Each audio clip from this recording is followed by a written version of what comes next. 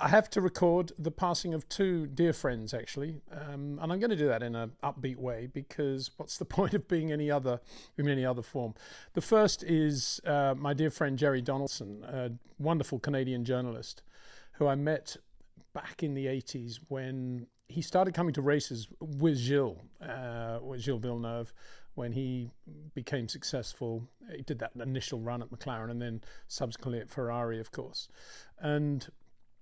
And he was just a lovely, humble, sweet man, beautiful writer. I've got one of his books here right with me now, Grand Prix People. I think he wrote, I don't know, at least 13, 14 books. And what I used to love about Gerry was catching up with him over the first race of the new season to see what he'd been doing over the winter, because he always used to hibernate, I think that was the right word, to a log cabin somewhere in the Rockies, and literally, would just write and do his thing. And he's a very fit guy, used to go running a lot as well, and of course hiking. And we used to catch up and have a laugh over that. And very mild-mannered, softly spoken, lovely person.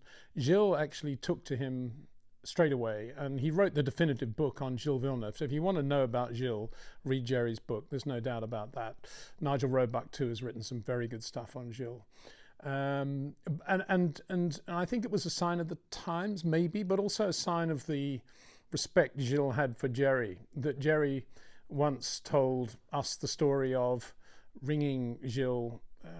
Gerry was in Canada, Gilles was in Monaco, and just wanted to check something with Gilles. And this was not over a book they were doing. This was to do with a race that had just happened, just wanted to interview him, basically. And Gilles' first reaction on picking up the phone was, "Gerry, this phone call must be costing you a fortune. Let me ring you back."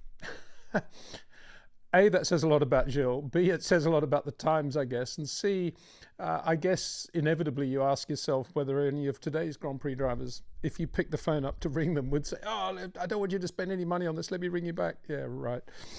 Anyway, Gerry Donaldson, we'll miss you, Gerry. Had a great life, wonderful person, and thanks for everything you did. And then we've also lost Michael Turner, who was for decades just part of the Grand Prix Formula One establishment as a wonderful artist, and produced paintings, and you can buy prints of those, you still can obviously. But every year, I mean, this was his signature thing, every year he would paint 6 renditions of that season and produce them as Christmas cards. And I used to do that all the time. Every year it was just like, wow, I can't wait to get my order in for my 6 Michael Turner Christmas cards, each different. And they'd all arrive, and you'd order 4 or 5 packets of them and send them off to all your friends. And it was just a wonderful thing. And Michael was just there. He was there at virtually every race, cameras dangling around his neck. And here he is. Here he is with Paul-Henri Caillet, Bernard Caillet's son. 1 year, and you can see exactly what I just said about the cameras. That's Michael on the right, obviously. Lovely, sweet man, again, humble, very like Gerry in many ways. But Michael was a lovely man. He loved flying as well, and he was very good friends actually with my dad. Well, I say friends, they had a lot in common, flying light aircraft, and often met at Tiger Moth meets and other events.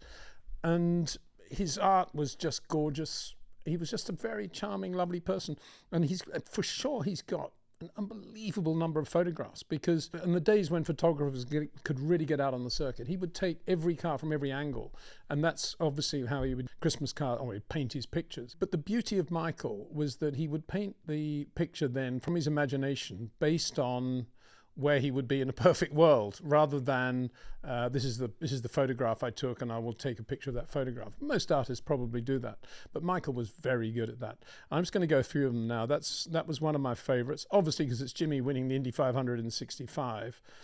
But and you'll see the 4 corners have got sort of grubby brown marks on them. That's actually old sticky tape marks. I had it on my wall, my bedroom wall in Australia.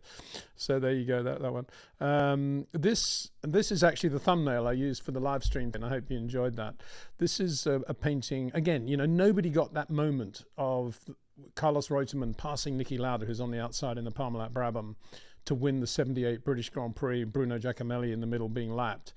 But there's Michael putting himself in exactly the right position to capture that moment. And Carlos, of course, loved that loved that card and sent it to me actually for Christmas that year. In the days when everybody sent Christmas cards, you know, it's funny. I think the rot set in when Alan Gow, one of my mates, sent me an email about, I don't know, it's probably 10 years ago now, saying I'm not sending any more Christmas cards. They are no longer applicable, or something like that. Some Australian thing, you know, not even digital cards these days. I think it breaks their heart. So Jack Brabham sent this Michael Turner Christmas card out in 1970 when he should have won the British Grand Prix. This one I've got in, that's Brands Hatch 1970 BOAC 1,000 kilometers or 500, I think it was then, miles. Chris Amon Sideways in the 512S Ferrari that he shared with Arturo Mazzario, I think. And in the background, you can see Pedro in the 917K. Pedro was brilliant that day.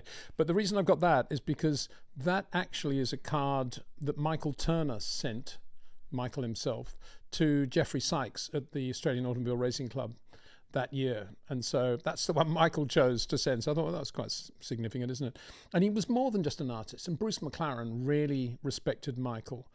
And when Bruce started his his race team, in back end of 63 for the 64 Tasman series and onward going from there, he commissioned Michael to design the first McLaren logo. You've probably seen that. I think it's lovely with its simplicity, its charm. It says everything, the Kiwi, the race car. That red is actually the red that Bruce ran the cars in 67, the Formula One car in 67. And I just think it's a lovely logo that Michael Turner designed for Bruce McLaren. And this, you know, this is just, I've just put that up. I saw that passing a shop window at Monaco. Well, obviously when was it? 2016. And it just shows the difference, doesn't it? Because Michael was commissioned to do the front covers of many Grand Prix, and particularly Monaco. Every year did Monaco. And then suddenly it all changed with this sort of robotic AI type cover thing they went to. And if you look at it now, I mean, which picture has the more charm? Which cover for a program has the more charm? Obviously the Michael Turner one, and that's 65. John Surtees in the Ferrari with Jackie Stewart just behind him. And I just think, you know, all those changes they make, are they for the better? Definitely not, because Michael's style was quite detailed, and his son Graham is really good artist as well. So sometimes it's very difficult to tell the two apart. And their aircraft, their battle scenes in terms of air warfare, and their race cars are just absolutely superb. And I remember once talking to Jackie Stewart about Michael Turner, and he was saying that actually it was Michael that told this story, that he did a shot, it was one of the Christmas cards for 73 of Jackie at the Nürburgring airborne in the Tyrrell, and showed it to Jackie and said, well, you know, what do you think of this, Jackie? You know, would you like to sign it or whatever? And Jackie said, oh, yeah, it's very nice, but I think the grass on the left should be a little bit longer, Michael.